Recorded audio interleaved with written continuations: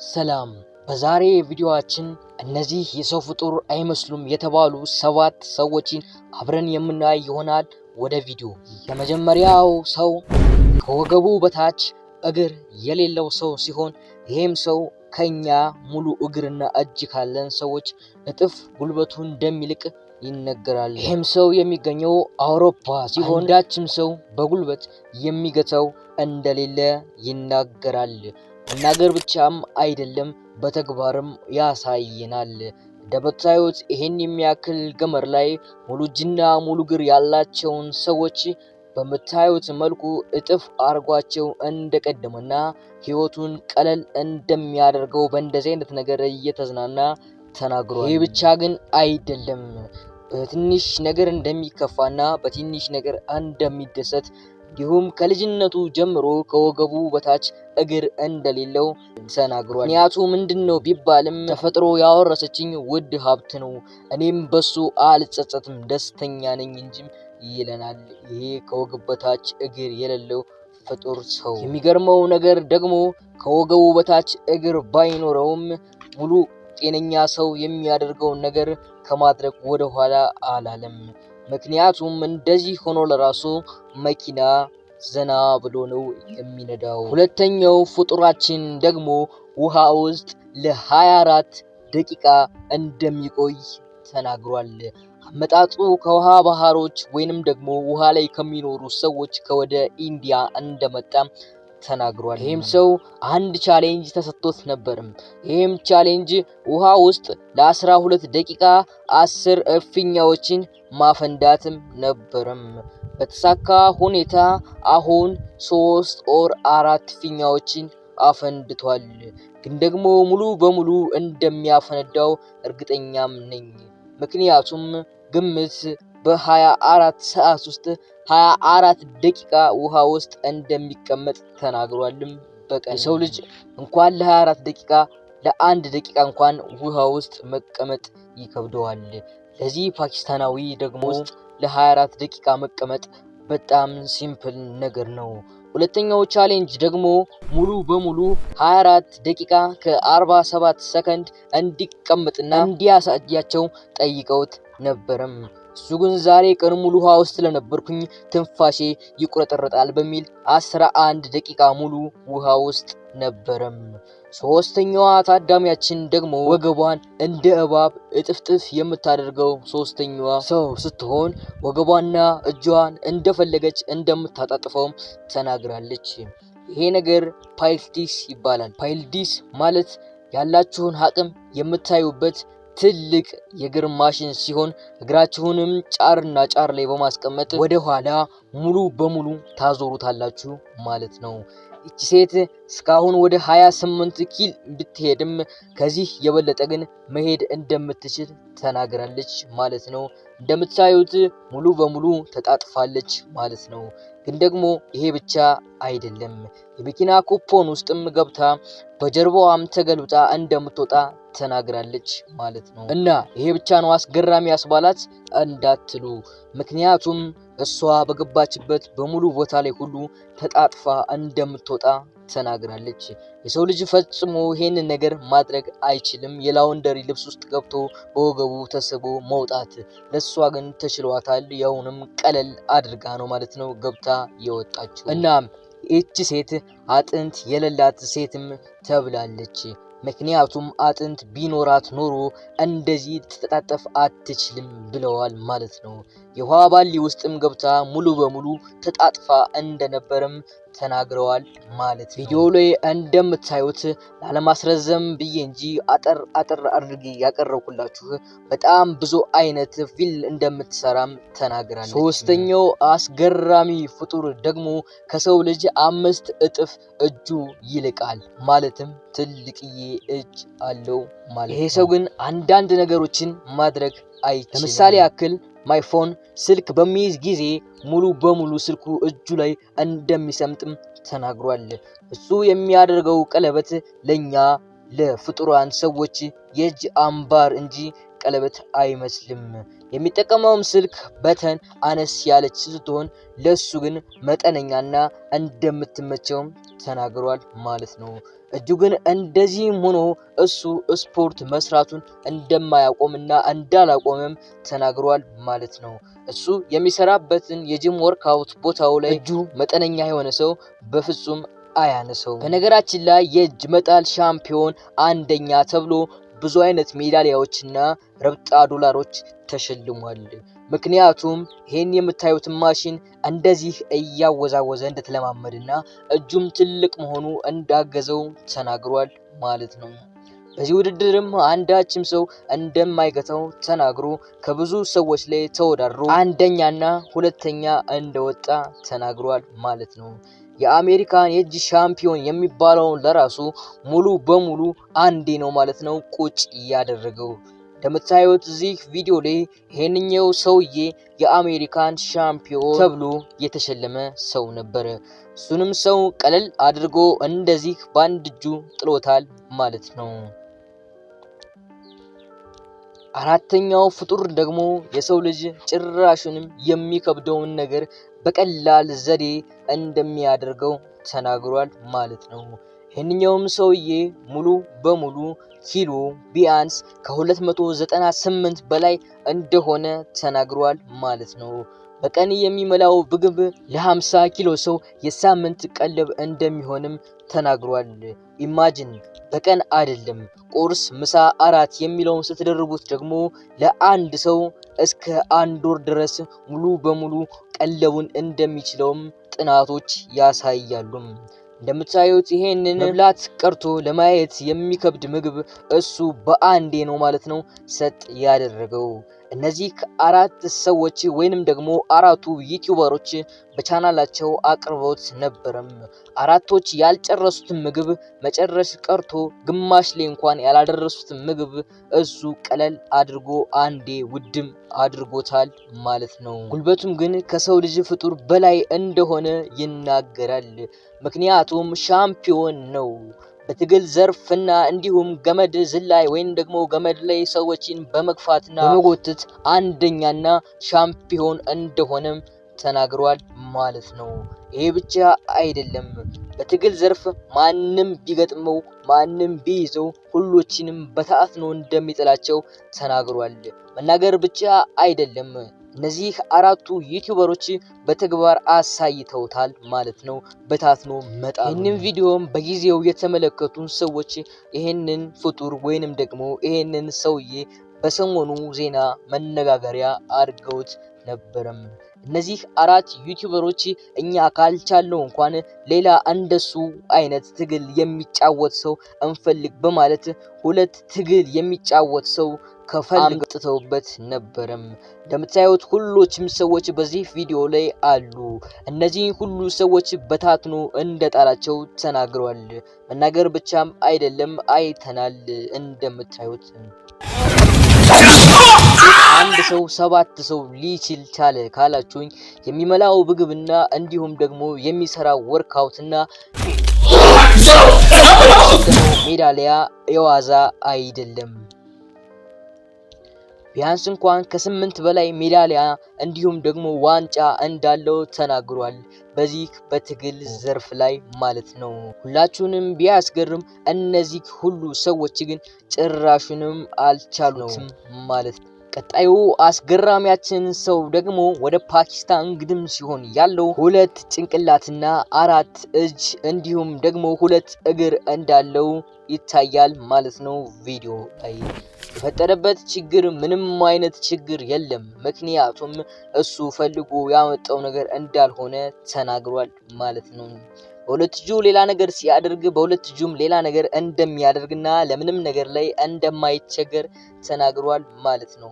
ዓለምን ግን ጉድ አስብሏል። ምክንያቱም እንደዚህ አይነት ክስተት ዓለም ላይ ታይቶ አያቅም እና ቀጣዩ አነጋጋሪው ሰው ደግሞ ሙሉ በሙሉ ሰውነቱ ጸጉር ብቻ እንደሆነና ዝንጀሮም እንደሚመስል ይታያል ማለት ነው። ሙሉ ቪዲዮ ላይ ብዙ ሰዎች ፊቱን ሲያዩት ዝንጀሮ እንጂ የሰው ፍጡር አይመስላቸውም። ምክንያቱም ፊቱ ብቻ አይደለም፣ እጁም ሙሉ በሙሉ ጸጉር ነው፣ እግሩም ሙሉ በሙሉ ጸጉር ነው። ብቻም ላደከማችሁ ሰውነቱ ሙሉ በሙሉ ጸጉር ነው ማለት ነው። እኔም በዛሬው ታሪክን እንወቅ ፕሮግራሜ ላይ እነዚህን 7 አስደናቂ ሰዎች አቅርቤላችኋለሁ ማለት ነው። ሀሳብ አስተያየት ካላችሁ ኮሜንት ሴክሽን ላይ አሳውቁኝ። በሌላ ቀን በሌላ ታሪክ እስክንገናኝ ድረስ ቸር ቆዩኝ። አመሰግናለሁ።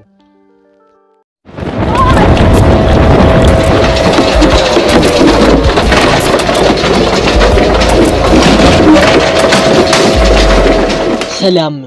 ከሰሞኑ በአሜሪካን ሀገር የተደረገው ክስተት ምንድነው?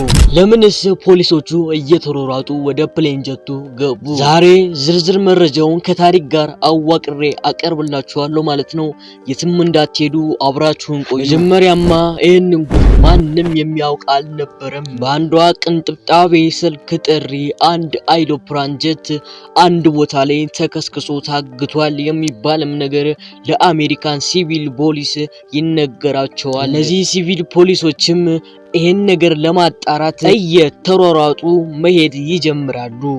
በመንገድ ላይም ሳሉ ብዙ አይነት ጥንቃቄ እንዲያደርጉ ይነገራቸዋል። እነሱም እሺ ብለው የቻሉትን ያክል ጃንጥላም ሁሉም ነገር የሚያስፈልጋቸውን በሙሉ መያዝ ይጀምራሉ። ምክንያቱም አንዴ ፕሌኑ ከተነሳ በኋላ መመለስ ስለማይችል ይሄ የጦር ጀት ስለሆነ ማለት ነው። ለመመለስ ቢያንስ በሰማይ ላይ 3 መዞር አለበት። ችግር ካላጋጠመው በቀር ግን መመለስ አይችልም በአሜሪካን ሕግ። እነሱም ይሄ ነገር ምን እንደሆነ ለማወቅ ካላቸው ጉጉት የተነሳ ሁሎችም ተቻኩለው ነበር ከወጡ ሰዓታት ያለፋቸው። እናም ይሄን ነገር በቀጥታ ስርጭት ከነሱ ውስጥ አንዱ የራሳቸው አባል የሆነው በዩቲዩብ ገጹ ላይና በቲክቶክ ገጹ ላይ ይህንን ቪዲዮ አሰራጨው። በዚህ ቪዲዮም 5 ሚሊዮን ሰው ዩቲዩብ ላይ አይቶታል ማለት ነው። ሁሉም ሰው በግርምት ይሄን ነገር ምን ሊሆን ይችላል እያለ ተንሰፍስፎ እየጠበቀውም ነበር። ከዛ መሄዳቸው አይቀርም የፕሌን ጀቱ ላይ የነበረውን በእኛ ታኮ ብለን የምንጠራውን ነገር ከላልተው ሁሎችም በፕሌን ጀቱ ውስጥ እየገቡ ቪዲዮ አሰራጭቶትም ነበር። ከዛም ከሰዓታት በኋላ የፕሌን ጀት ወዲያውኑ ከሚያርፉበት ቦታ ተነስቶ ወደ አንድ አካባቢ አቅጣጫውን ያደርጋል። በዚህ አካባቢም ለነሱ የተሰጣቸው ኢንፎርሜሽን የታገተ ፕሌን አለ ስለነበር ሁሎችም ምን ይሆን ሚስጥሩ እያሉ አንሳፈው ነበር ወደ ቦታው ያመሩት። ከሰዓታት በኋላ የማይደረስ ነገር የለምና እነሱም ወደ ቦታው ይደርሳሉ። ሲደርሱ ግን ያዩትን ነገር ማመን አልቻሉም። እነሱ ያዩት ነገር እንኳን ለሰማው ለሚያዩት ለነሱም የታመነ አልነበረም። ምክንያቱም እነሱ በሄዱበት ቦታ ላይ ወፍ እንኳን ዝር የሚል የለም። የተከሰከሰ ፕሌን የተባለ ነገርም ውሸት ነው። ምንም ነገር የለም። እንዴት ይሄን ሳያጣሩ ሄዳሉ ካላችሁኝ ደግሞ 2 ሰዓት ወደ ኋላ ልመልሳችሁ። ሁሎችም ኤርፖርት ውጪ ጋር ስለነበሩ በአንድ ጥሪ ስልክ የተከሰከሰ አይሮፕላን አለ፣ መረጃ ደርሶናል፣ ስለዚህ ወደዛ ቦታ ሂዳችሁ ቼክም አድርጉ ተብሎ አጭርና ቀጭን ትዕዛዝ ተሰጣቸው። እነሱም የተባሉትን ለማድረግ ተቻኩለው ወደ ቦታው ሄዱ። ሚስጥሩም ይሄ ነው። የተሰጣቸው ኢንፎርሜሽን የተሳሳተ ነው። በአሜሪካን ሲቪል ሕግ ደግሞ አንድ ችግር ከተፈጠረ ፖሊስ ወይንም ደግሞ የጸጥታ አካል በ30 ደቂቃ ባልሞላ ጊዜ ውስጥ እዛ ቦታ ላይ መገኘት አለበት። እነሱም ተቻኩለው የወጡት ያንን ሕግ ለማክበር ነበርም። ግን ደግሞ ሕጉ እዛ ቦታ ላይ አልሰራም። ምክንያቱም ምንም ነገር አላገኙም። ጭራሽ እነሱ ሲሄዱ መሽቶም ስለነበር ለመመለስ ተገደዋል እዛው ላይ በደቂቃዎች ፍጥነት። እናስ ይሄ ነገር ዝም ብሎ ኪሳራ ነው ማለት ነው አይደለም የምትሉ ደግሞ አትጠፉም። እስኪ ሁላችሁም ሐሳብና መላምታችሁን ኮሜንት ሴክሽን ላይ ያሳውቁኝ። ለዚህ ነገር ማን ነው መጠየቅ ያለበት? ስልክ ጥሪውን ያስተላለፈው ሰው ወይንስ ደግሞ ፖሊሶቹ? እስኪ ማን ነው ጥፋተኛ? ሁላችሁም ኮሜንት ላይ አስቀምጡልኝ። በሌላ ቀን በሌላ ታሪክ በሌላ ቪዲዮ እስክንገናኝ ድረስ ለዚህ ቻናል አዲስ ከሆናችሁ ወይንም ደግሞ ሰብስክራይብ ካላደረጋችሁ ሰብስክራይብ ማድረግ እንዳትረሱ፣ እንዲሁም ላይክ አድርጋችሁ አበረታቱኝ። ሐሳባችሁን ደግሞ ኮሜንት ላይ ማስቀመጥ እንዳትረሱ። በሌላ ቀን በሌላ ቪዲዮ እስክንገናኝ ቸር ቆዩኝ። አመሰግናለሁ። ቻይኖች ህይወታቸውን ቀለል ባለ ነገር እንዴት እንደሚኖሩና እየኖሩበት ያለውን ቦታ ዛሬ ከኔ ጋር ሆነን ሙሉ በሙሉ እናያለን ማለት ነው። ከናንተ የሚጠበቀው ለዚህ ቻናል አዲስ ከሆናችሁ ሰብስክራይብ ማድረግ ብቻ ነው። የመጀመሪያው ተራራ ሀገረ ቻይና ላይ ሲሆን የሚገኘው ከሀገረ ቻይና ወደ 1 ሰዓት የእግር መንገድ አለው ማለት ነው። መኪናም ሊያስገባ አይችልም። ኦር ባቡር ነው። ባቡሩ ደግሞ በወረፋ ሲሆን የሚወስደው ትኬት እንደቆረጣችሁ በሳምንቱም ሊደርሳችሁ ይችላል፣ በወርም ሊደርሳችሁ ይችላል። ምክንያቱም ይሄ ቦታ ብዙ ሰው የሚያዝ አቅም የለውም። ምኑ ቤቱ ማለት ነው፣ ተራራ ጋር የተሰራው ቤት። ስለዚህ እዚህ ቦታ ላይ ከአንድ ሰው ወይንም ከሁለት ሰው በላይ መኖር አይችልም። ምክንያቱም ተራራ ጋር ነው። ምን እንደሚፈጠርም ስለማይታወቅ በዛ ከተባለ አንድ ሰው አለ። እድለኛ ሆናችሁ እዚህ አካባቢ የመኖር እድል ከተሰጣችሁ እናንተ ማለት ነው ትኬቱ ከደረሳችሁ የመኖር ፍቃድ የሚሰጣችሁ ለ1 ሳምንት ብቻ ነው። ከዛ በፊት ከናንተ የሚጠበቀው ነገር አለ። የወር አስቤዛ፣ የሳምንት አይደለም የወር አስቤዛ። ምክንያቱም ምን እንደሚፈጠር እዚህ ቦታ ላይ አይታወቅምና ማለት ነው። የአየር ንብረቱ በየሰከንዶች ስለሚለዋወጥ እናንተ የግድ በደንብ ምግብ መያዝ አለባችሁ፣ ልብስም በደንብ መያዝ አለባችሁ ማለት ነው። ወደ ጉዞ ስንሄድ የሰማይ ላይ ሊፍቶች በዛ ሲሆን ጉዞ የሰማይ ላይ ሊፍቶች ካረፋችሁ በኋላ ቢያንስ እንኳን የ3 ሰዓት የእግር መንገድ ይጠብቃችኋል። ምን ይሄ ብቻ። ይህንንም የ3 ሰዓት እግር መንገድ ካልተጓዛችሁ ከመንገድ ላይ ትመለሳላችሁ እንጂ ነገ ግቡ ተብላችሁ ሳምንት 2 ሳምንት መንገድ ላይ ቁጭ ብላችሁ መሄድ አትችሉም። ይሄ የቻይና የተራሮች ህግ ነው። እናም እዚህ ተራራ ላይ ለመሄድ የመጀመሪያው ነገር ብርታት ያስፈልጋል። ሁለተኛው ነገር ደግሞ ድፍረት ያስፈልጋል። ምክንያቱም እዚህ ተራራ ላይ ብቻችሁን ለ1 ሳምንት ከወፎችና ከአዋፍት ጋር ብቻ ነው የምትሆኑት። 1 ሳምንት በኋላ ለቀጣይ ትኬት ለቆረጠ ለተረኛ ቤቱን ለቃችሁ ትወጣላችሁ ማለት ነው። ሁለተኛው ቦታ ደግሞ በበረዶ የሆነ ቦታ ላይ የተሰራ ሲሆን እንዴት ሰሩት ካላችሁ ማንም አያቅም እንዴት እንደተሰራ። ብቻ ግን ስለ መጎብኘቱ ብቻ ነው ሰው የሚያውቀው ማለት ነው። እዚህ ቦታ ላይ መቆየት የሚቻለው ከ2 ሳምንት እስከ 3 ሳምንት ሲሆን እዚህም በደንብ ምግብ መያዝ አለባችሁ። ይሄ ቦታ ህይወታችሁን በቅጽበት ሊነጥቃችሁ ስለሚችል ሪስክ አለው። ያንን ሪስክ ፈርማችሁ ነው የምትሄዱት። ምክንያቱም የቻይና መንግስት እዚህ ጋር አይመለከተውም። ሙሉ በሙሉ መከላከያ ይሰጣችኋል። 1 ሳምንት ኦር 2 ሳምንት ተቀመጡ ነው እዚህ ቦታ ላይ። ምክንያቱም ይሄ ቦታ ከአንድ ሰው ውጭ ምንም ነገር አይዝም። እንደምታዩት ይሄ ቦታ ማለትም ሙሉ ቤቱ አልጋ አለው፣ ሁሉም ነገር አለው፣ ጅፓስ ሳይቀር አለው። ጅፓሱን ግን እስከ ድምጹ መጨረሻ መክፈት አይቻልም። ይሄ ህጉ ነው። ምክንያቱም ተራሮቹ ሊፈርስ ይችላሉ ብለው ስለሚያስቡ ማለት ነው።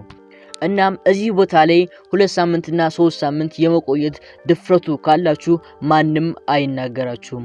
ከፈለጋችሁ ውጭ ወጣችሁ መቀመጥ ትችላላችሁ።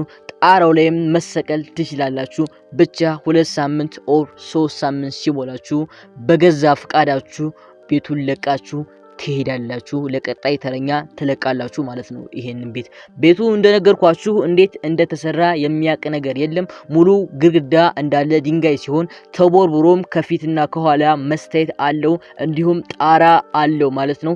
ጣራውም ምንም ነገር አይበሰውም። ጣራው ከጠንካራ ነገር ነው የተሰራው ማለት ነው። እንደምታዩት በተራመዳችሁ ሰዓትም በረዶ እግራችሁ ሊያሰምጦና ሊወጣችሁ ይችላል። ይሄ ነገር እድል አለው፣ ሪስክም አለው ማለት ነው። ላይክ እንደድላችሁ ነው የምትኖሩት፣ እንደድላችሁ ነው የምትሞቱት ማለት ነው። ምክንያቱም ያላችሁበት ተራራ ሊናድም ይችላል። ስለዚህ ይሄን ነገር መጎብኘት ድፍረት ያስፈልገዋል ማለት ነው። ግን ደግሞ ይሄን ሁሉ እየሰሙ ጎብኚዎች አሁንም ከመጎብኘት አልታረሙም ማለት ነው። ምክንያቱም እዛ ቤት ላይ አንዴ ከወጣችሁ በጣም ደስ የሚል ንጹህ አየር እንዳለ ይናገራሉ ማለት ነው። ሙሉ ጎብኚዎች መጎብኘት ስትፈልጉ ከታች የተዘረጋ መሰላል እስከ ጫፍ ድረስ ስላለ ብርታት ካላችሁ እግራችሁም ጠንካራ ከሆነ በ3 ቀን ኦር በ4 ቀን ውስጥ ትደርሳላችሁ ማለት ነው። የቻይና መንግስትም እንደዚህ የሚሰሩ ቤቶችን የሚያጸዱ ሰዎችን እየላኩ ሙሉ በሙሉ በየሳምንቱ ጣራውን ያጸዳሉ። እንዲሁም ችግር ካለበት ሪሙቭ ያደረጉት ይሄዳሉ፣ በደንብ ይፈትሹታል ማለት ነው። ስለዚህ ጎብኚው ብዙም ስጋት የለበትም ማለት በየሳምንቱ እየመጡ ቼክ የሚያደርጉለት ከሆነ እንዴት ስጋት ይኖረዋል ካላችሁ እውነት ነው። አሁን ያለበት ድልድይ ሙሉ በሙሉ እርግጠኛ ሆናችሁ መቆም የለባችሁም። አንዳንድ እያለፋችሁ ነው መዝለል ያለባችሁ፣ መቆም ያለባችሁ። ምክንያቱም ሙሉ እንጨት ስለሆነ ይሄ መሰላል በየአመቱ ነው የሚቀየረው ማለት ደግሞ የበሰበሰ እንጨት ይኖረዋል። ገመዶቹም ተላቀው ላልተው ሊሆን ስለሚችል ሪስክ አለው ማለት ነው። ያን ሪስክ እያወቃችሁ ነው ማለት ነው የምትገቡበት። እናም እስካሁን በብዙ ሺህ የሚቆጠሩ ጎብኚዎች ቱሪስቶች ማለት ነው ጎብኝተውታል። የሰው ልጅ ከውሻና ከድመት ይልቅ አዞን ምርጫው አድርጎ አብሮት ሲኖር ባይታመንም የዚህ ሰው ግን ይገርማል። ነገሩ እንደዚህ ነው። ይሄ ምስኪን ገበሬ ሲሆን ካሮትና ሽንኩርትም እየተከለ እንደሚተዳደር ተናግሯል። እናም አንድ ቀን በዚህ አጋጣሚ ላይ እያለ ገበሬዎቹ ወይንም ደግሞ የሰፈሩ ማህበረሰብ ይሄ አዞ ከውሃ ወጥቶ ከብቶችና በጎችን እየበላባቸው ሲያስቸግራቸው ሁሎችም ይተባበሩና በጥይትና በድንጋይ ቀጥቅጠው ይገሉታል። ያስባለው ግን ይሄ አይደለም። በእነሱ ቤት ገለውት መሄዳቸው ነበር። ግን ደግሞ አዞ ነፍሱ ነበረች። ሁሎችም ይሄ አዞ ሙቷል፣ ከዚህ በኋላ ሰላማችንን እናገኛለን፣ በሬዎቻችንም በጎቻችንም አይበሉብንም ብለው አስበው ነበር። ግን ደግሞ ይሄ ምስኪን ገበሬ በመንገድ ላይ ሳለ ይሄ አዞ እየተንፈራፈረ ሊሞት ደርሶ ያገኘዋል። ካጠገቡ ያለውንም ውሃ በእጁ እየጠለቀ ከሰውነቱ ላይ መድፋት ይጀምራል። ግን ደግሞ ሰውነቱ ላይ መድፋት ብቻ በቂ አይደለም ህይወቱን ለማትረፍ የግድ የሚበላ ነገር ያስፈልገዋል፣ እንክብካቤም ያስፈልገው ነበርም ይሄ አዞ። ስለዚህ ሰውየው ሪስክ ወስዶ ከበላኝም ይብላኝ፣ ግን ደግሞ ቢበላኝም ብዙም አይጎዳኝም፣ ምክንያቱም ደግሞ ጉዳት ላይ ነው፣ ይሄን ያክል ኢነርጂ ሊያገኝ አይችልም፣ ፔሲፊክ ነው በማለት ብዙ ነገር ካደረገለት በኋላ በደንብ እንደተንከባከበው ከገቡ በኋላ አዞም አይኖቹ መግለጥ ይጀምራል። ያተረፈው ገበሬ በጣም ደስ ይሰኛል፣ ምክንያቱም ትልቁ ፍጡር ነው።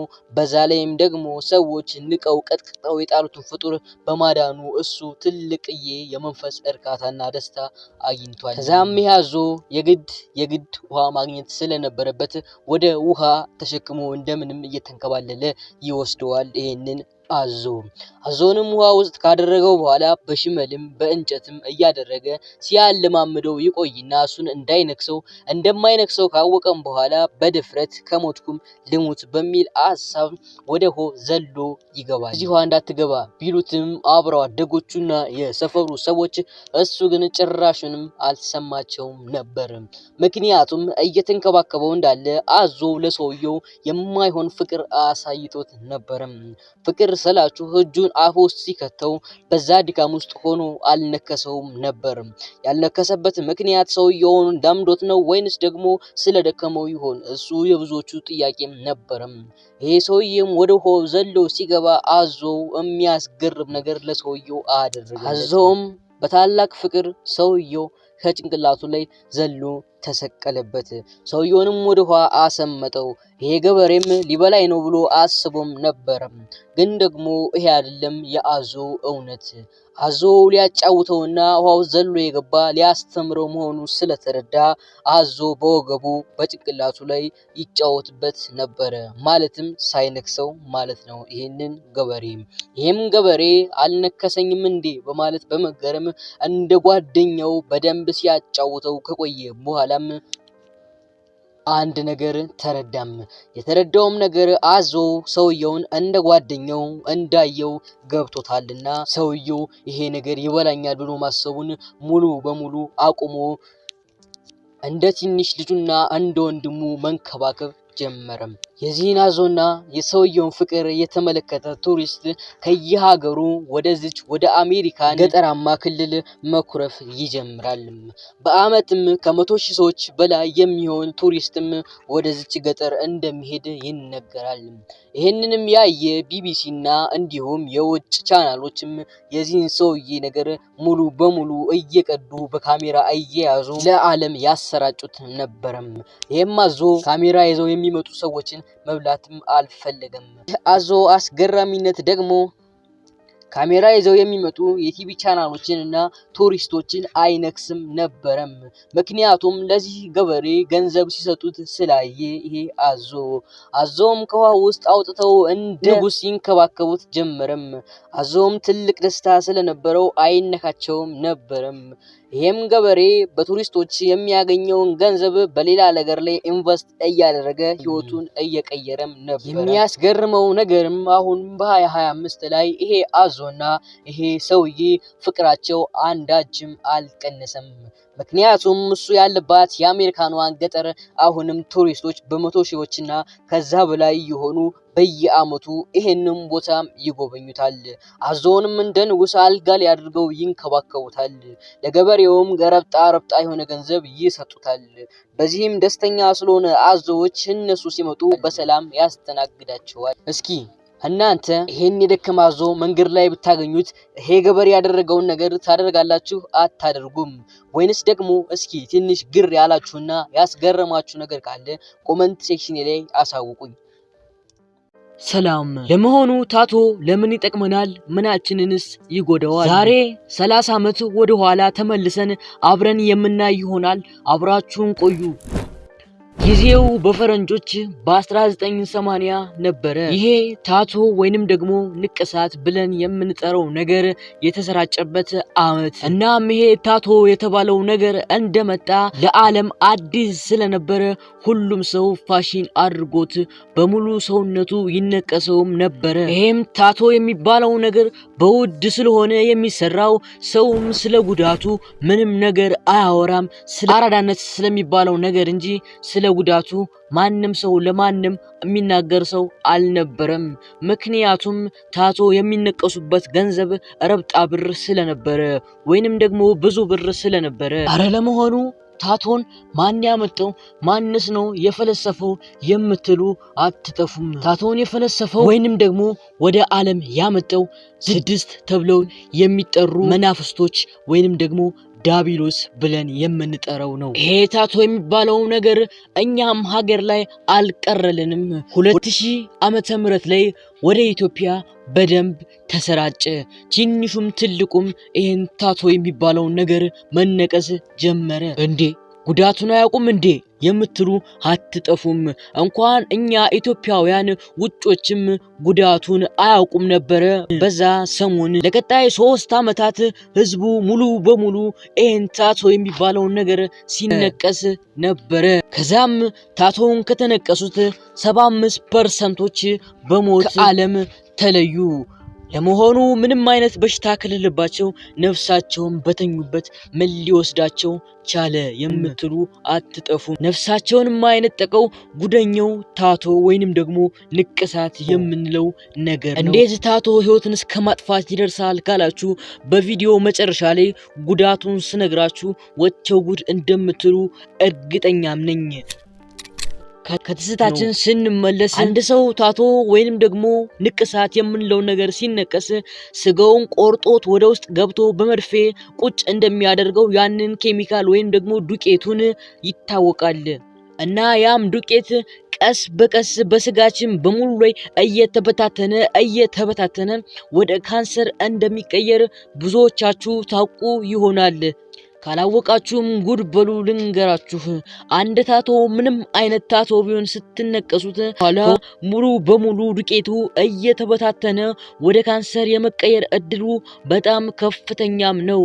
ለመሆኑ ስንት አይነት ጉዳት አለው? ከብዙ በጥቂቱ ትንሽ ልንገራችሁ። የመጀመሪያው ጉዳት ወደ ካንሰር የመቀየር እድሉ 1% ማለት ነው። 1% ስላችሁ ከመቶ እንዳይመስላችሁ፣ ከ2% 1% ማለትም ከ100% 99% የመቀየር እድል አለው ማለት ነው። ሁለተኛ ሰውነታችንን ሙሉ በሙሉ ሊያበላሸው ይችላል ማለት ነው።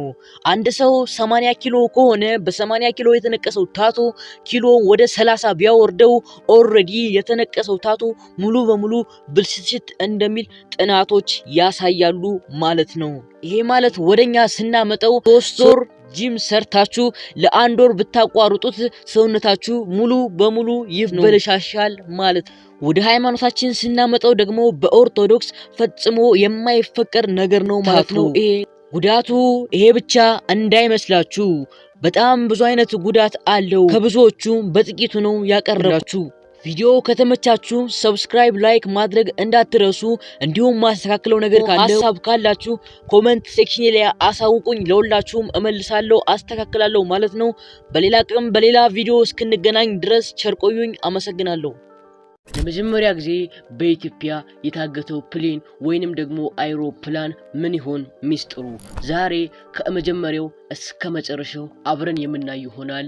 አብራችሁን ቆዩ። ከመጀመራችን በፊት ለዚህ ቻናል አዲስ ከሆናችሁ ሰብስክራይብ ማድረግ እንዳይረሳ፣ እንዲሁም ላይክ ማድረግ እንዳይረሳ። ወደ ቪዲዮ። ጊዜው በ1996 ነበር። ከኢትዮጵያ ወደ ኬንያ በረራ ነበረው የኢትዮጵያ ፕሌን ማለት ነው። እናም ይሄን ክስተት ማንንም አላወቀውም። ምክንያቱም የዚህ ክስተት አስገራሚነት በቪዲዮ መጨረሻ ላይ የምታዩት ከ180 ሰው በላይ ጭኖ የነበረው ፕሌን ባንዴ እንዴት አመር ሊሆን ቻለ? ይሄዚህ ሚስጥር በጣም ቀላል ነገር ነው።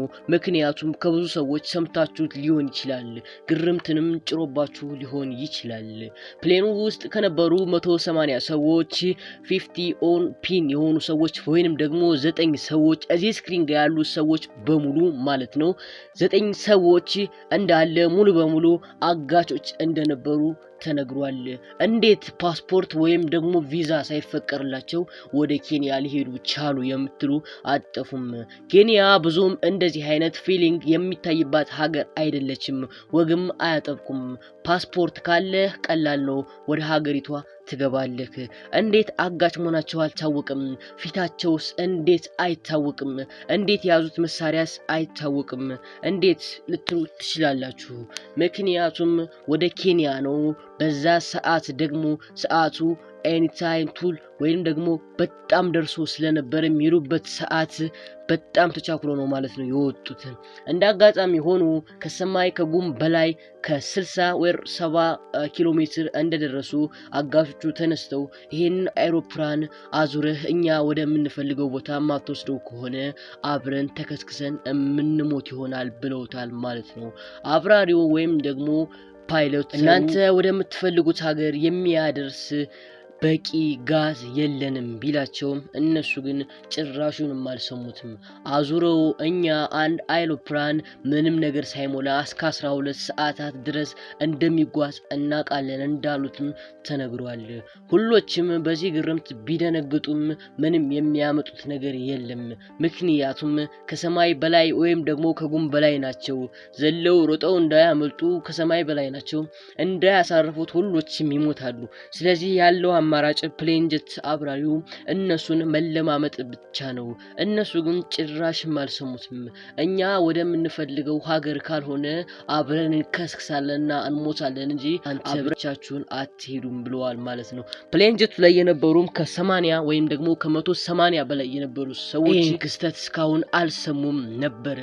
ላፍታም ፕሌን ጀት ወይም ደግሞ ከፕሌን ጀቱ አጠገብ የሚቀመጠው ጓደኛውን አንቆ ሲወስደው አንዱ አጋች ማይኩን የመያዝና የመናገር እድል አግኝቷል ማለት ነው። ይሄ ጀግና ፕሌን አብራሪ ለተሳፋሪዎችም እንደዚህ ሲል ተናገረ።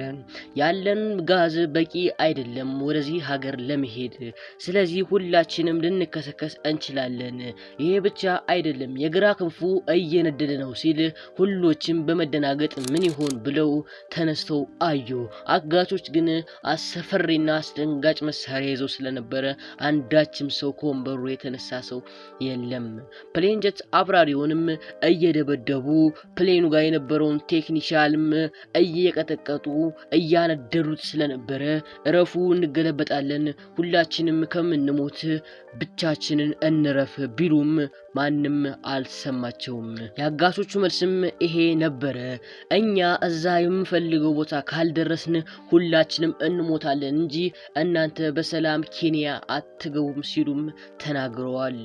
አብራሪውም እንደዚህ ሲል ምላሹን ሰጥቷል። እንዴት ምላሽ ይሰጣችኋል? አይፈራቸውም ወይ የምትሉ ሰዎች ካላችሁ ሁላችንንም ግርምት የጫነብን እሱ ብቻ ነው። መልሱም ይሄንን ይመስላል። እናንተ 9 ሰዎች ናችሁ። ከናንተ ላይ የተሳፋሪዎች ቁጥር 169 ነው። ለምን በእናንተ በ9ኛችሁ ምክንያት 169 ሰው ከኔ ጋር ጨምሮ 170 ሰው አብረን ለምን እንሞታለን? መሞት ከፈለጋችሁ ኬንያ ገርታችሁ ወይንም ደግሞ ከኬንያ አንስቼ እወስዳችኋለሁ ሲል ፍቃድ ቢሰጣቸውም አይሆንም፣ ከገባን አብረን እንገባለን፣ ካልገባን አብረን እንሞታለን ነበር ምላሻቸው። በእናንተ ምክንያት ይህ ሁሉ ንጹሃን ሰው ለምን ይሞታል? ለምንስ ይሞት ሲል ምላሹን ቢሰጥም ማንም ሊሰማው አልቻለም። ስለዚህ ፕሌንጀት አብራሪው ያለው አማራጭ ፕሌኑን ማሳረፍና ማሳረፍ ብቻ ነው። እንዲሁም እየሄደ በህንድ መካከል ያለችው ውሃ ላይ ለማሳረፍ ቢሞክርም አልሆነም። ምክንያቱም የላይኛው ኩር ወይንም ደግሞ ክንፍ የምንለው እኛ ወደ ውስጥ ሰምጦ ስለነበር ፕሌኑን ግጭት ወይንም ደግሞ አንከባሉ ከዳር ላይ ቢጥለውም ከ50% በላይ የሆኑ ሰዎች ሞተዋል። አጋቾቹም 9ኞችም እንደሞቱ ተነግሯል። ግን ደግሞ ደስ የሚያሰኘው ነገር ቢያንስ እንኳን 50% ሰዎች አልሞቱም፣ አብራሪውንም ጨምሮ። በዚህ ክስተት የሞቱት 9 አስተናጋጆች የፕሌን አስተናጋጆች ወይም ደግሞ ሰውን የሚያስተናግዱ ሴቶችና ወንዶች እንዲሁም ደግሞ ረዳት ፕሌን አብራሪው እንደሞቱ ተናግረዋል ማለት ነው። ትክክለኛው ፕሌን አብራሪ ወይም ደግሞ ይሄንን ፕሌን ለማሳረፍ የሞከረው ሰውዬ በህይወት እንደተረፈና ከሱ ጋር 50 ሰዎች እንደተረፉ ተነግሯል ማለት ነው። በዚሁም ልክ ግን የሞቱት እንደዛው ናቸው። 9ኙም አጋቾችና እንዲሁም 50 ንጹሃን ሰዎች በዚህ ክስተት ሞተዋል። ነፍስ ይማር እያልን በሌላ ቀን በሌላ ቪዲዮ እስክንገናኝ ድረስ ቸር ቆዩኝ። ለዚህ ቻናል አዲስ ከሆናችሁ ሰብስክራይብ፣ ላይክ፣ ሼር ማድረግ እንዳይረሳ። አመሰግናለሁ። ሰላም። የሰው ልጅ በውርስ ገንዘብ ፈጽሞ አይቀየርም የሚሉት ብዙዎቹ ናቸው። እነዚህ ሰዎች ላይ ግን ይሄ ነገር አይሰራም። ምክንያቱም የእነዚህን ሰዎች ህይወት ሙሉ በሙሉ ይህ የውርስ ገንዘብ ቀይሯልና። ነገሩ እንደዚህ ነው። አንድ የነሱ የዘመዳቸው አቅራቢ የሆነ ሰውዬ የአያታቸውን ቤት ገብተው የሚጠቅም እቃ ካለ ቼክ አድርጎ እንዲመጣ ያዘዙታልም። ይህም ሰውዬ የተባለውን ነገር ለማድረግ እሺ በማለት ከነሱ ፍቃዱን ተቀብሎ ወደዚህ ቤትም ያመራል። አምርቶም ግን ቤቱ አላሳፈረውም። አንድ ትንሽዬ የስዕል ብር ያገኛል። ማለትም የኛ የኢትዮጵያ 50 ሳንቲም እንደሚባለው የውጮችም ሳንቲም ያገኛል። 1 ሳንቲም ስለነበረች ብዙም ደንታ አልሰጠውም። እቺ ትንሽ ነች ብሎ ፔስታል ላይ ጥሏት ዞር ሲል ግርግዳም ይመለከታል። ይሄንንም ግርግዳ ዝም ብሎ ማለፍ አልፈለገም። ገብቼም ቼክ ማድረግ አለብኝ በማለት ግርግዳውን በመዶሻ መቆፈር ይጀምራል። ከግርግዳው ውስጥም ታይቶ የማያቅ የሳንቲም ማዕት ይዘንብለታል። ይሄም ነገር በጣም ብዙ ዶላር ስለነበረ ህይወቱን ቀይሮ ከቤቱ ባለቤቶችም ረብጣ ገንዘብ ይሸለማዋል። ሁለተኛው ወደ ካናዳ ግድም ሲሆን አንድ የካሜራ ባለሙያ እንደተለመደው ካሜራውን ይዞ ወደ አንድ ግድም ያመራል። ሱ ፎቶ ያነሳበት የነበረው ቤትም ዝናብ እየጣለ በረዶ እየጣለ ስለነበር በረዶውን ተገን በማድረግ ወደ ቤቱ ያመራል። ወደ ቤቱ ባመራ ጊዜም ያየውን ነገር ማመን አልቻለም። ፎቶዎቹን እያነሳም ነበረም። ከዛም ግን አንድ ጥቁር ቦርሳ ይመለከታል። ይህንም ጥቁር ቦርሳ በባዶ ማለፍ አልፈለገምና ከፍቶም ያየዋል። በውስጡም ከ1 ሚሊዮን ዶላር በላይ ያገኛል። ይሄም ሰውዬ የሱ ያልሆነውን ንብረት የራሱ ማድረግ አልፈለገምና ዘመድ ወይም ቤተሰብ ያልሞተ በህይወት ያለ ካለ እያፈላለገም ነበረም። ግን ደግሞ ሰው ጠፋ። ስለዚህ ያለው አማራጭ እነሱም በቅርበት የሚያውቃቸውና ቢያንስ እንኳን ዘመድ ባይሆን የሥጋ ግንኙነት ባይኖራቸው እንኳን በትንሹ የሚተዋወቁ ሰዎችን ፈልጎም ገንዘቡን አስረክቧልም። ሶስተኛው ታዳሚያችን ደግሞ የህንፃ ባለሙያዎች ሲሆኑ እነዚህ ሰዎች ደግሞ በየጊዜው እንደዚህ አይነት የወርቅ ሳንቲሞችንና እንዲሁም ደግሞ የድሮ ንጉሶች ፎቶ የታተመባቸውን ሳንቲሞች ማግኘታቸው አነስተኛ ነገር ነው። ምክንያቱም እለት በእለት የሚያገኙት ነገር ነው። ለነሱም ቀለል ብሎላቸዋልም። አንዴ ስራ እየሰሩ እንዳለም አንድ ቤት ሲያፈርሱ ከሳጥን ላይ የወደቀ ሸክላ ያገኛሉ። ይህንንም ሸክላ ሲከፍቱት ረብጣ ገንዘብ ያገኙበታል። ገንዘብ ስላችሁ ይህ ዶላር እንዳይመስላችሁ ጥፍጥፍ ወርቅ እንጂ። ይሄም ወርቅ በሚሊዮን ዶላሮች እንደሚሸጥና ለራሳቸው ገቢ እንደሚያደርጉትም ተናግረዋልም። ቢያስገርምም ግን ይሄ እውነታ ነው። አራተኛም ይቺ ሰው የአያቶቿን ውርስ ለመውረስ ተደውላ ነይም ትባላለች። እሷም ግን ቀለል አድርጋ ይህንን ቤት ወረስኩኝ አልወረስኩኝ ምን ዋጋ አለው በማለት ወደ ቤቱም ታመራለች። ለሷ የመሰላት አንድ ጣራና እንጨት ብቻ ነበረ። ግን ደግሞ እሷ የተሸወረችው ነገር ነበረ። ቤቱ ፈጽሞ ጥንታዊ ነገርና እንዲሁም ደግሞ በውስጡ ብዙ ነገርም ነበረው። ከነበሩት ነገሮች ውስጥ የብር መኪናዎች፣ ፌራሪ እንዲሁም ደግሞ ላምበርጊኒ የሚባሉ የጥንት መኪናዎች በቦታው ነበሩ። እችም ሴት ይሄንን ነገር ባየች ጊዜ በጣም ደስ አላት። ምክንያቱም እኒህ መኪናዎች አሁን ከ2 ሚሊዮን በላይ ሊያወጡ ይችላሉ፣ ማለትም በዩሮ። ምክንያቱም እነዚህ መኪናዎች የድሮዎቹ የ1990ዎቹ ስለነበሩ ተወዳጅና ተፈላጊ ናቸው። አምስተኛም ድብቁ ቀለበት። ይህ ቀለበት ድብቅና ውድ ቀለበትም ነበረም።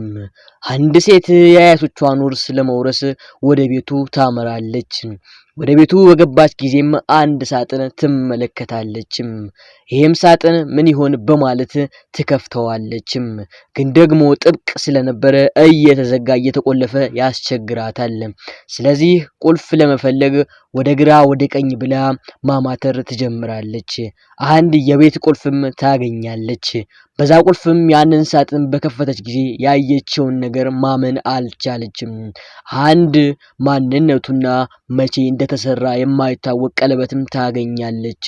ይሄም ቀለበት ከጀርባው ጽሑፍ ስለነበረበት ወስዳ ቀለበት ለሚያዩ ሰዎች ወርቅ ቤት ታሳያቸዋለች። ከዛም ግን ይህ ወርቅ በሚሊዮን ዶላር እንደሚያወጣና የጥንት ወርቅ እንደሆነም ይነገራታል። እሷም በደስታ ይሄንን ወርቅ በዶላሮች ሽጣ ትመለሳለች ወደ ቤቷ ማለት ነው። የዛሬው ታሪክን እንወቅ ይሄንን ይመስላልም። በሌላ ቀን በሌላ ቪዲዮ እስክንገናኝ ቸር ቆዩኝ። ለዚህ ቻናል አዲስ ከሆናችሁ ሰብስክራይብ ማድረግ እንዳይረሳ፣ እንዲሁም ላይክ ማድረግ እንዳይረሳ። አመሰግናለሁ። ሰላም። የባቢሎን ግንብ ከፈረሰ 250 ዓመታትን አስቆጥሯል። ታሪክን እንወቅ። እግዚአብሔር አብርሃምን እንዲህ ሲል ጠየቀው፣ ልጅህን ለኔ መስዋዕት ታደርግልኛለህ? አብርሃም ለምን ሌላ ነገር እያለ ልጄን ብሎም አሰበም። ከዛ ግን የእግዚአብሔር ቃል ነውና መጥረቢያውና ሰይፉን አንስቶ የልጁ ጉሮሮ ላይ አደረገም። እግዚአብሔርም እንዲህ ሲል ለአብርሃም ነገረው፣ አብርሃም ተው፣ አንተ ለኔ ያለን ክብር ለማወቅ ያክል ነው ብሎም ነገረው። አብርሃምም ወደ ሰማይ ያንጋጠጠ ተመስገን ሲልም ተናገረም። ዞር ሲልም ከጀርባው በጣም ወፍራም የሆነ የደለበ እንዲሁም ደግሞ ነጭ በነጭ የለበሰ በግም ይመለከታል። ያንንም በግ ለፈጣሪው በመሶብ ላይ ይሰዋል። የአብርሃም ታሪክ እዚህ ጋር ይጀምራል። 250 ዓመት በፊት አብርሃም ተወለደም። ተወልዶም የስሙ ትርጉም የብዙሃን አባትም ተባለም። አብርሃምም የስሙ መልካምነትና የብዙዎች አባትነት እንደ ስሙ ስለሆነም ንጹሕና የዋህ ሆኖ ተወለደም። አብርሃምም ደግ ስራዎችን እየሰራም እድሜው ጎለመተም። መጎልመትም ብቻ አይደለም፣ እድሜው ወደ 75 ዓመት ተጠጋም። በዚህ ሰዓትም ነበረም አብርሃም አሁን ካለበት ቦታ ወደ ሌላ ቦታ ሊሰደድ የፈለገው።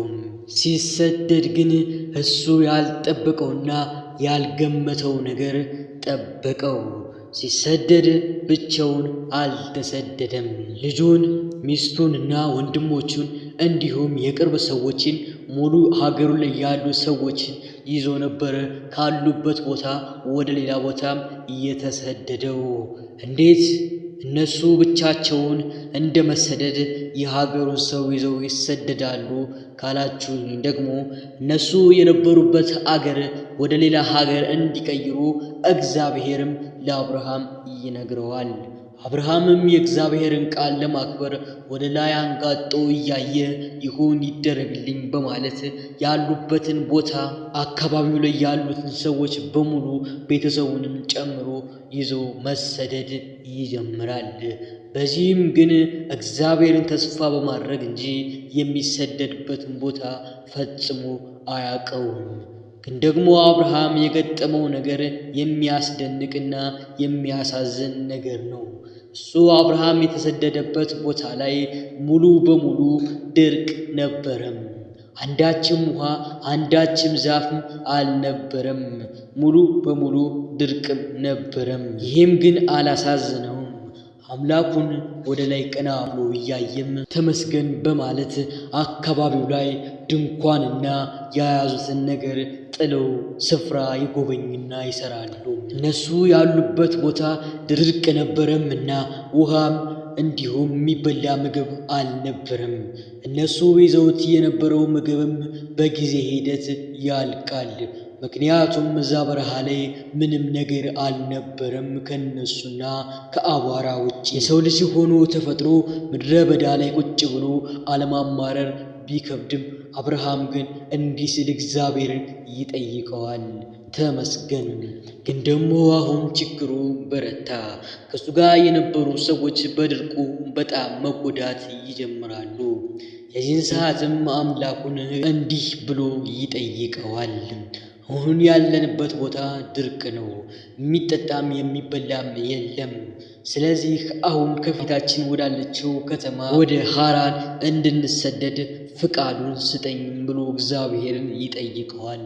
እግዚአብሔርም እንደዚህ ሲል ለአብርሃም መለሰለት፣ እኔ እጠብቅሃለሁ፣ አንተ መንገድህን ጀምርም ብሎ ለአብርሃም ይነግረዋል።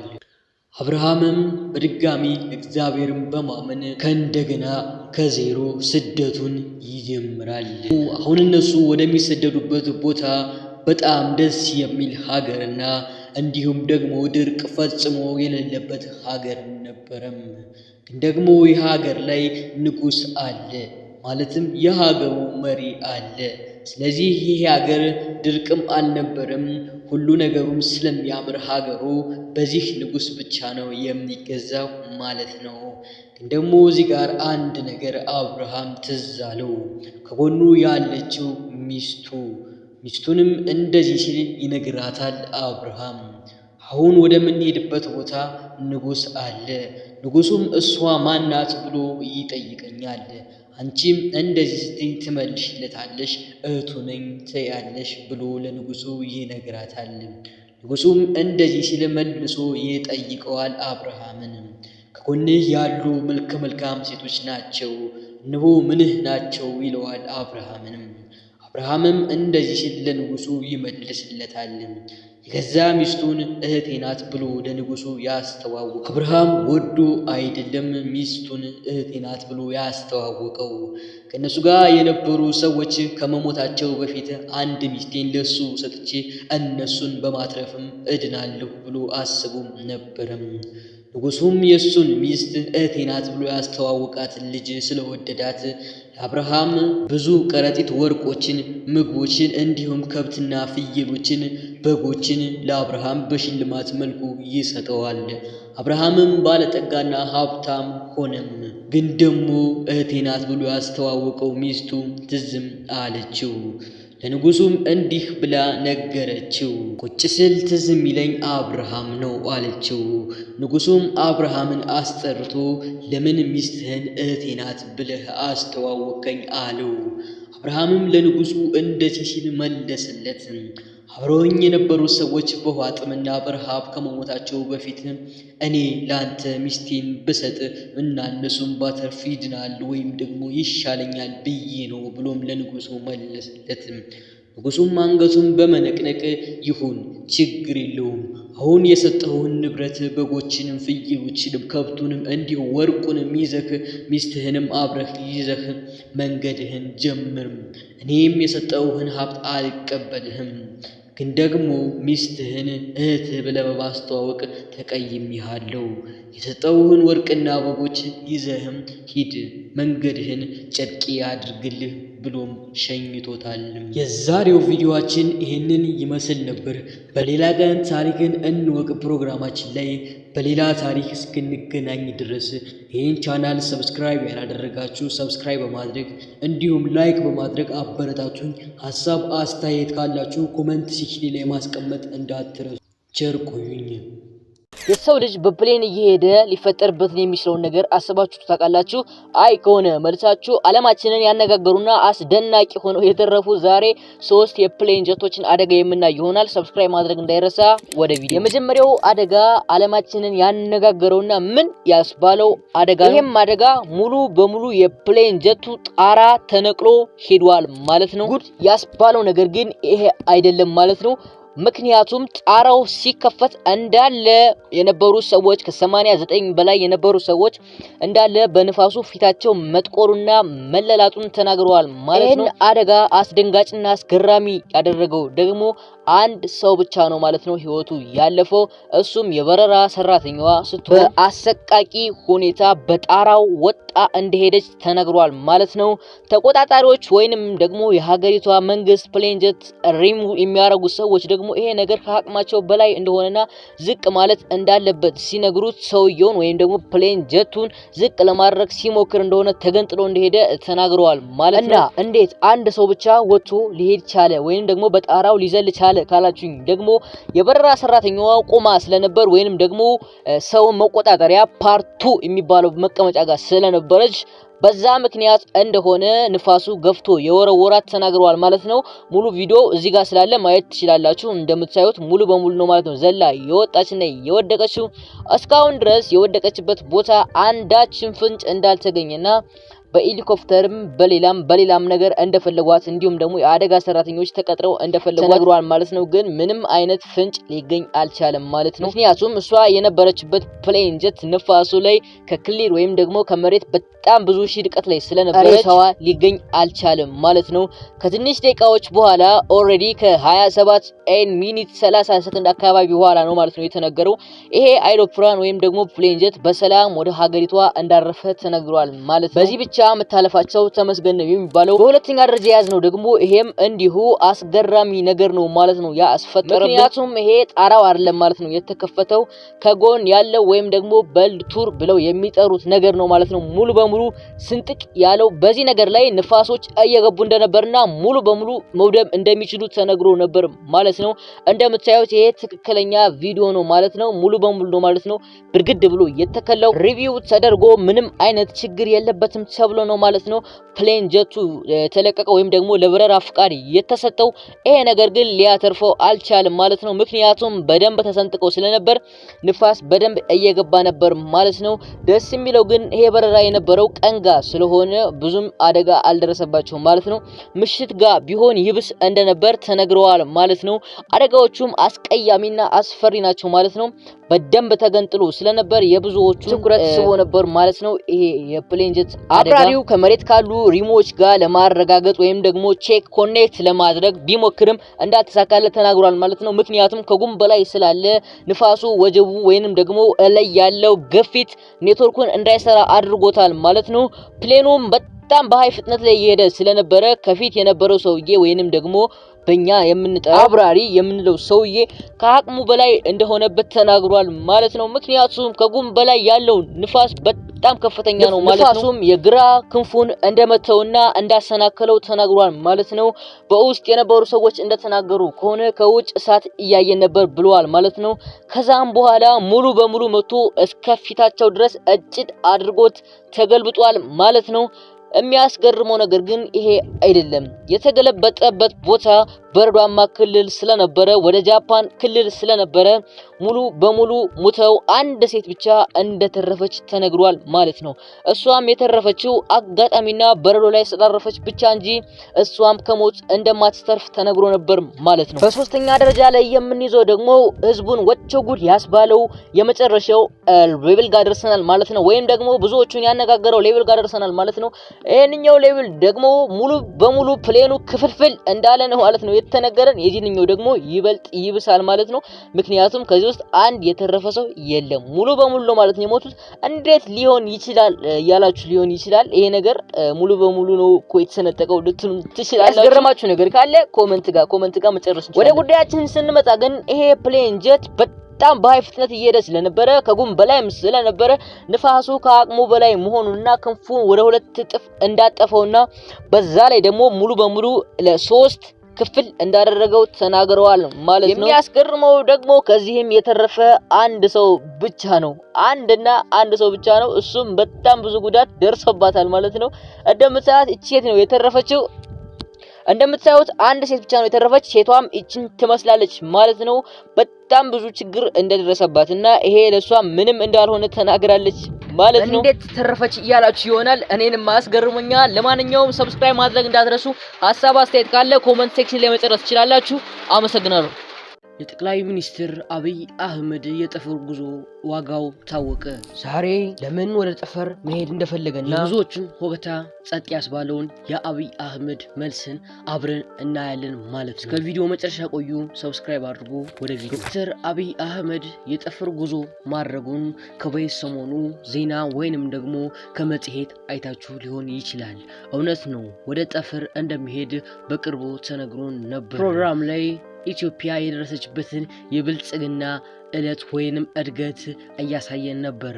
ምክንያቱም በአርቲፊሻል ኢንተለጀንስ ወይንም ደግሞ በድሮኖች ሰማይ ላይ ሲያሳይ የነበረውን ትዕይንት ሁላችንም ታድመን አይተነዋል ማለት ነው። እናም ይሄ ብቻ ነው የጠፈር ጉዞን ለማድረግ ያስፈልገ ወይም ደግሞ ያሰበው ካላችሁ ይሄ አይደለም።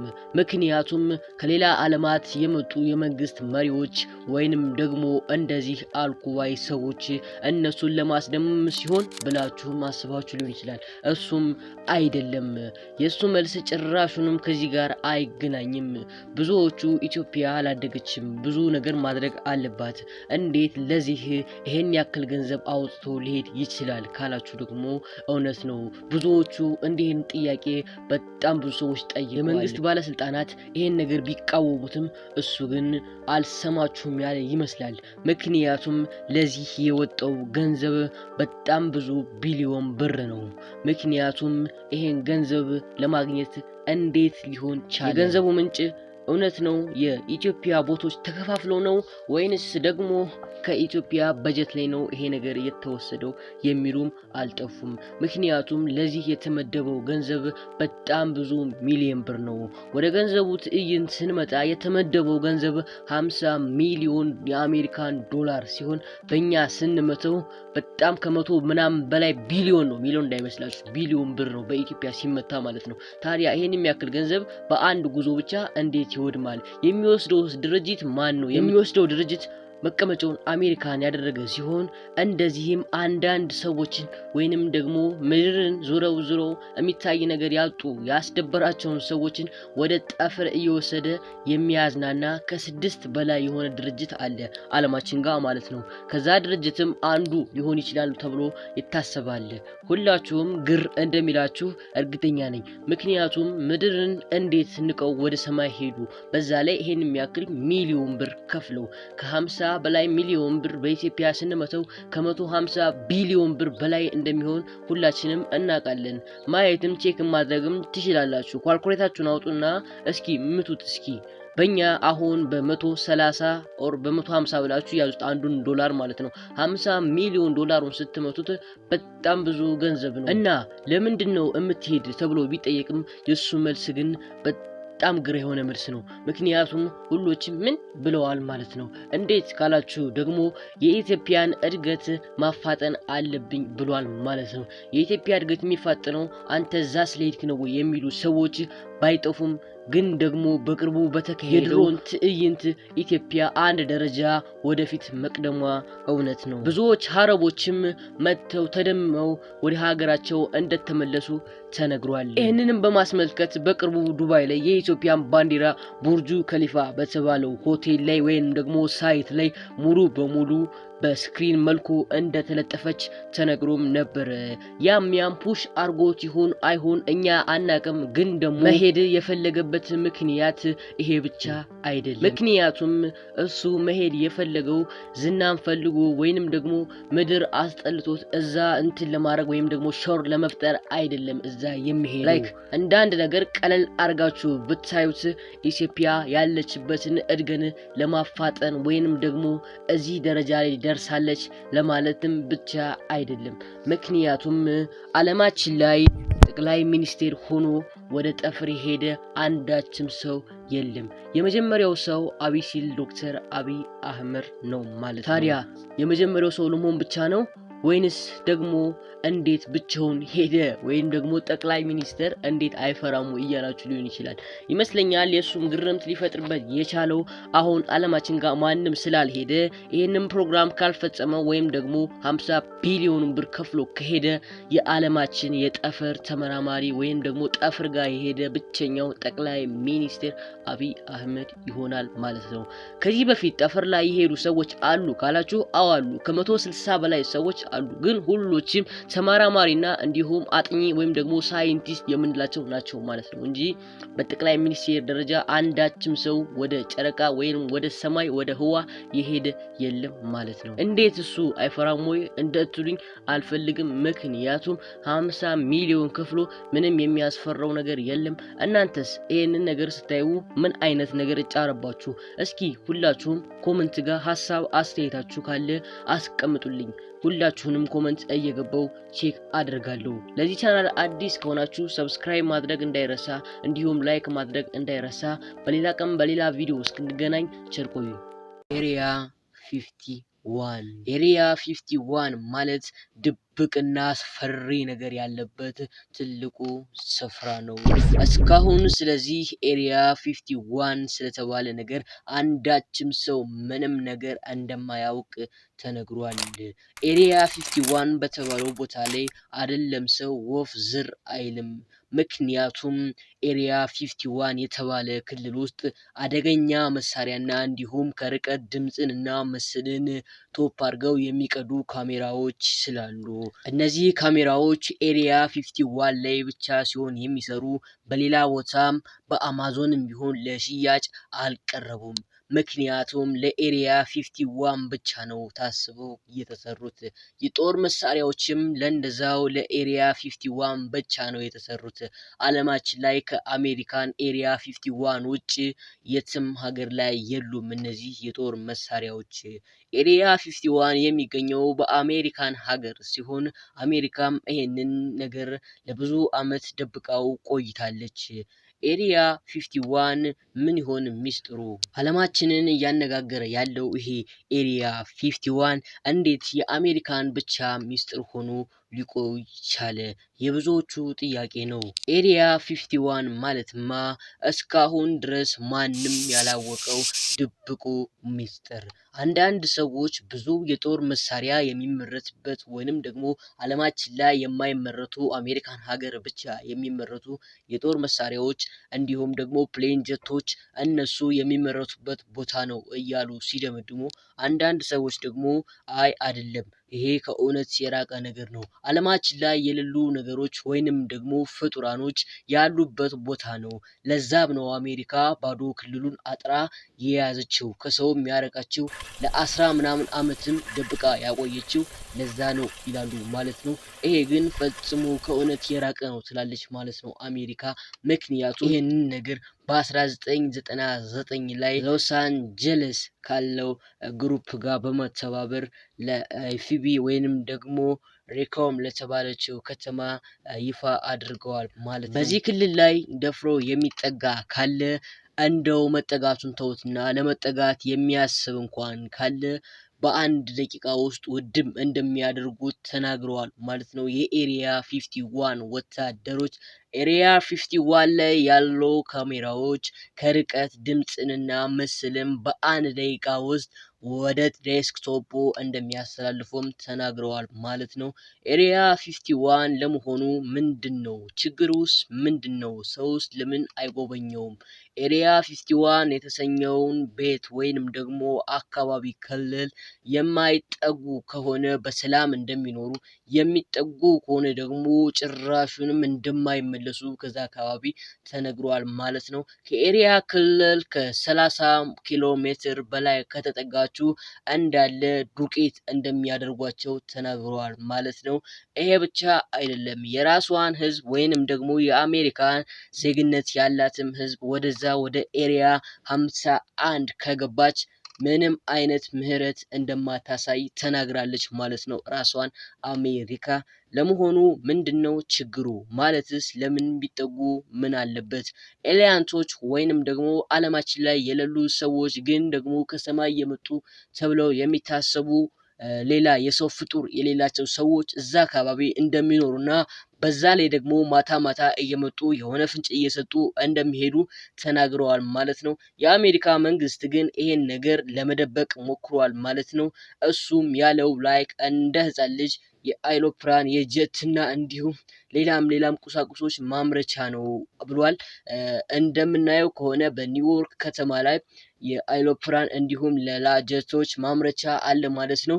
ለምን ያ እንደዚህ አይጠበቅም ብለዋል ማለት ነው ብዙዎቹ። እንዴስ ኤሪያ 51 ብቻ እንደዚህ ተጠብቆ አሜሪካ ውስጥ ሌላኛው ክልል ውስጥ ያለው ማምረቻ ወይንም ደግሞ እንደዚህ ጦር መስሪያዎች ለምን እንደዚህ አይጠበቁም ብለዋል ማለት ነው ብዙዎቹ። ሁሎችም በድብቅ እየሄዱ ይሄን ነገር ለማየት ቢሞክሩም እንኳን አንዳችም ፍጭ እንዳላገኙ ተናግረዋል ማለት ነው።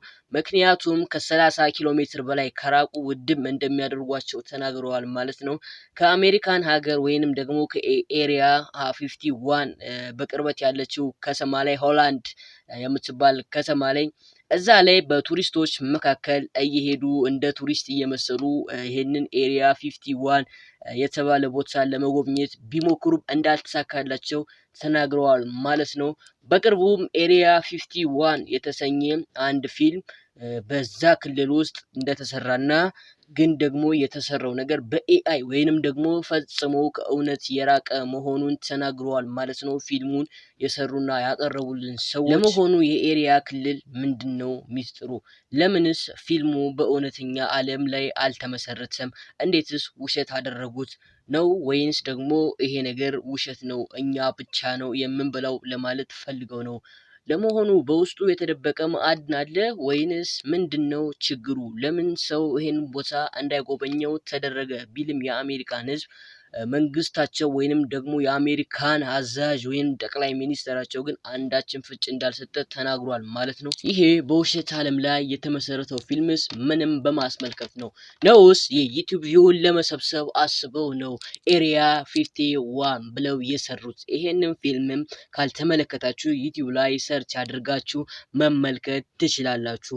እነዚህም ድብቅ የተባሉ ኤሊያንሶች ወይንም ደግሞ የሰማይ ፍጡሮች የሚገኙት እዚህ ክልል ላይ ነው ተብሎ ስለሚታሰብም ይህንን ቦታ አጥርተን እኛ በራሳችን ክልል ማግኘት አለብን ብለው አስበውም ሊሆን ይችላል። አይ አይደለም፣ የጦር መሳሪያዎችን እያመረትን ሌላ ቦታ ብቻ ነው የምናስቀምጠው እያሉም ሊሆን ይችላል። የጦር መሳሪያዎችን እያመረትን እናስቀምጣለን ካሉ ደግሞ የተመረተው የጦር መሳሪያ የት ነው የሚሄደው? የት ነው ያለው? እንዴትስ አሜሪካን ክልል ኤሪያ 51 ላይ ብቻ ይሄ የጦር መሳሪያ ሊቀመጥ ይችላል? ለምን ለዓለም ህዝብ አልተሸጠም? ለሀገራቶች ለምን አልተሸጠም? እያሉ ሌሎች ቢጠይቁም ይህን ምላሽ ግን ማንም የመለሰ የለም ማለት ነው። ምክንያቱም ጥያቄው ከባድ ነው ማለት ነው። ኤሪያ 51 ላይ የሚጠጉ ሰዎች እንዳለ ዱቄት እንደሚሆኑ ተናግረዋል ማለት ነው።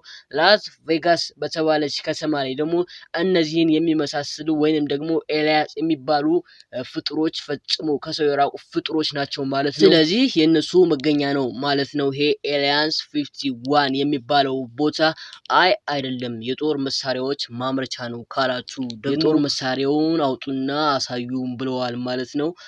በድብቅ የሚመረቱ ፕሌኖች እዚህ ውስጥ አሉ ካሉ ፕሌኖቹ የት ነው? አሜሪካን አየር ላይ ካልበረሩ ወይም ደግሞ አለማችን ሰማይ ላይም ካልበረሩ የት ነው ያሉት? ነው ውስጥ ተሰርተው ለቅርስነት ነው የሚቀመጡት ብለዋል ማለት ነው ብዙዎቹ። ስለዚህ ድብቁ እውነት ሌላ ከሰው የራቁ ፍጥሮች አሉበት ማለት ነው ይሄን አካባቢ፣ ወይንም ደግሞ የሰው ልጅ የማያውቀው ድብቅ ነገር ይመረትበታል ማለት ነው እዚህ ኤሪያ 51 የተባለው ቦታ ላይ ማለት ነው። ስለዚህ ነገር እስከዛሬ ማንም አንዳችም ነገር አላወቀም ማለት ነው። ምክንያቱም ይሄ ነገር ፈጽሞ ከእውነት የራቀ ነው ማለት ነው። ስለዚህ ይሄ ነገር የጦር መሳሪያ ማምረቻ ካልሆነ፣ የፍጡራን የተለዩ ፍጡራን መኖሪያ ካልሆነ ምንድን ነው ቦታው? የብዙዎቹ ጥያቄ ነው። እኔም መረጃዎችን አሰባስቤ አምጥቼላችኋለሁ። አዲስ ነገር ከወጣ በዚህ ዩቲዩብ ቻናል የመላክላችሁ ይሆናል። እስከዚያው ድረስ ሰብስክራይብ አድርጉ፣ እንዲሁም የደውል ምልክቷን ተጫኑ። ምክንያቱም እንደዚህ አይነት አሪፍ ታሪኮችን እንዲሁም እውነተኛና ግልጽ የሆኑ ነገሮችን የምለቅበት ዩቲዩብ ቻናላችን ሲሆን ሰብስክራይብ፣ ላይክ፣ ሼር ማድረግ እንዳትረሱ። አመሰግናለሁ። የብዙ ሰዎችን ህይወት የቀጠፈው እንዲሁም ለብዙ ንብረቶች መውደም መፍትሄ የሆነው ቤርሙዳ ትሪያንግል ምን ይሆን ሚስጥሩ? ዛሬ አብረን የምናይ ይሆናል። ቤርሙዳ ትሪያንግል ማለት የሶስት ማዕዘን ቅርጽ ያለው አስደንጋጩና የሳይጣኒዝሙ ዕለት ወይም ደግሞ ክብረት የሆነው ስፍራ። ሳይንቲስቶቹ ይህንንም ሶስት ቅርጽ ሊይዝ የቻለው ቤርሙዳ ትሪያንግልና ሃይላንዳቸው የተባለ ሰፋፊ ተራራ ወይም ደግሞ ጥልቀት ያለው ተራራ መሀል ላይ ስለሆነ ነው ማለት ነው። ይሄ ባህር ማለት ነው። ባህሩ የሚገኘው እንደነገርኳችሁ ሰርጋሶ በተባለ ቦታ ነው ማለት ነው። ሰርጋሶ ማለትስ ትርጉሙ ምንድን ነው? ሰርጋሶ ማለት የሀገሯ ስም ሲሆን ባህሩን ሰርጋሶ ያሉበት ምክንያት ደግሞ ጨካኝና ጥልቅ እንዲሁም አስደንጋጭ ባህር ስለሆነ ነው ማለት ነው። ይህ ቦታ የሚገኘው ሰርጋሶ በተባለ ስፍራ ሲሆን ይህንም ስፍራ ሶስት ማዕዘን እንዳለው ሳይንቲስቶች ነግረውናል ማለት ነው። እናም በዚህ ቦታ የሚያልፍ መርከብ፣ ጀት እንዲሁም ፕሌኖች ከ100 ከዛ በላይ የሆኑ ፕሌኖች፣ ከ40 በላይ የሆኑ መርከቦች እንዲሁም ደግሞ ሌላ አስደንጋጭ ክስተት የፈጸመው ከ30 በላይ የሆኑ ሰዎችን ባንዴ የውሃ አሽታ አድርጎ ያስቀረው ቤርሙዳ ትሪያንግል።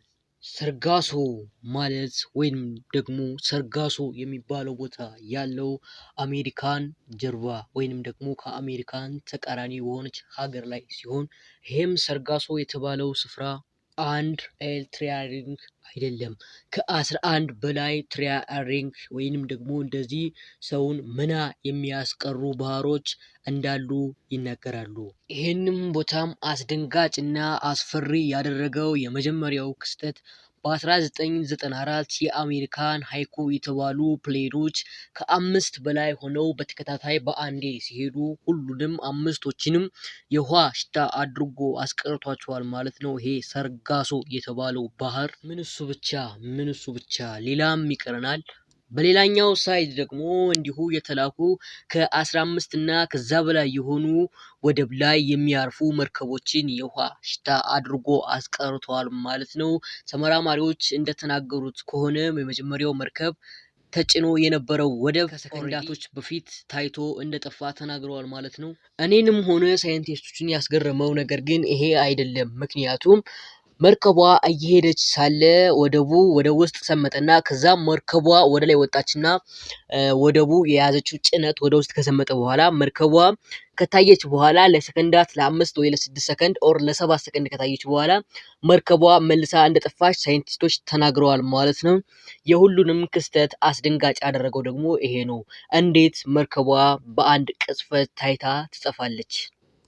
እውነቱን እስካሁን ድረስ አንዳችም ሰው ያገኘው የለምና በዚህ ተደምድሞ አላለፈም። ምክንያቱም የአሜሪካን ወይም ደግሞ የዓለም ሕዝብ የዚህን ሚስጥር ሁሉንም ስቴፕ ባይ ስቴፕ ማወቅ ይፈልጋል። ሳይንቲስቶችም ማንፈታው ነገር የለም ማንን እንደው ተራራ የለም ብለው ነበር።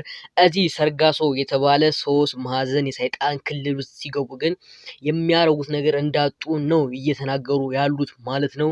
ይሄ ነገር ከ2000 በኋላ በፈረንጆች ከ2000 በኋላ እንደጠፋና በዛ በኩል አሁን ፕሌኖች ጀቶች እያለፉ እንደሆነ ተነግሯል ማለት ነው። ግን በቅጽበት አንድ የጠፋ የ72 ሰዎችን ሬሳ በአንዴ የተገኘበት ፕሌን አለ ማለት ነው። ፕሌኑ ላይ የነበሩ ከ120 በላይ የነበሩ ሰዎችም እንዳለ የውሃ ሽታ ሆነው ቀርተዋል ማለት ነው። ይሄ ባጭሩ የተመደመው ነገር ምንድን ነው የሚለውን ሁሎችም እያጣሩ ነው ማለት ነው ያሉ ሳይንቲስቶችም እንዳላገኙትና መቼም እንደማያገኙትም አስበዋል ማለት ነው።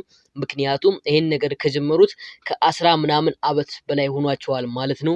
የአሜሪካን ተመራማሪዎች ወይንም ደግሞ ሳይንቲስቶች ምንም ነገር እንደማይከብዳቸውና አንድ ነገር ካለ እዛው ላይ በፍጥነት እንደሚያገኙት ተናግረው ነበር ማለት ነው። ሰርጋሶ የተባለውን ውሃ ግን ፈጽሞ እንዳላገኙት እራሳቸው ተናግረዋል ማለት ነው። እናም ወደ መፍትሄው ስንመጣ እና ደግሞ ሁሉን ነገር ስንፈታ አሜሪካንን ዝም አስብሎ ኢትዮጵያን ወቸው ጉድ ያስባለው ሰርጋሶ ምንድነው ሚስጥሩ? ሚስጥሩማ ማንምና መቼም የማያገኘው የተዳፈነ ነገር ነው። ምክንያቱም በ1993 ላይ አስፈሪ ከሰማይ የመጡ ኤሊያንቶች ወይም ደግሞ ኤሊያስ የሚባሉት የሰማይ ፍጡሮች እዛ ባህር ውስጥ ከሰማይ ተወርውረው ወይንም ደግሞ ማረፊያቸውን እዛ ባህር ውስጥ እንዳደረጉት ተናግረዋል ማለት ነው። ሰርጋሶ የተባለው ባህር ውስጥ እንዳደረጉት ተናግረዋል ማለት ነው ሳይንቲስቶቹ። ግን ይሄም ሁሎችም የመሰላቸውን ነው ማለት ነው የተናገሩት እንጂ እርግጠኛ ሆኖ ዲቴል መረጃውን የተናገረ እስካሁን የለም ማለት ነው። አንዳንዶቹ እንደዚህ የመጡ ኤሊያንሶች እዛ ውስጥ አርፈዋል። እናም አይሎፕራን ወይም መርከብ ሲሄድ እንደ ማግኔት ስበው ይወጡታል፣ እንደዛውም ያደቁታል ብለው ሲፈርዱ፣ አንዳንዶቹ ደግሞ አይ አይደለም ሰርጋሶ የተባለው ወንዝ ውስጥ ትልቅ የማግኔት ስበት አለ፣ ያም ስበት ፕሌኖችን ጀቶችን ሊስብ ይችላል ብለዋል ማለት ነው። ይሄም ግን አሳማኝ አይደለም ማለት ነው። ምክንያቱም ሊስብ የሚችለው ብረቱን እንጂ ሰዎቹን አይደለም ማለት ነው። እንዴት ካላችሁ መውጣት ስለሚችሉ ማለት ነው።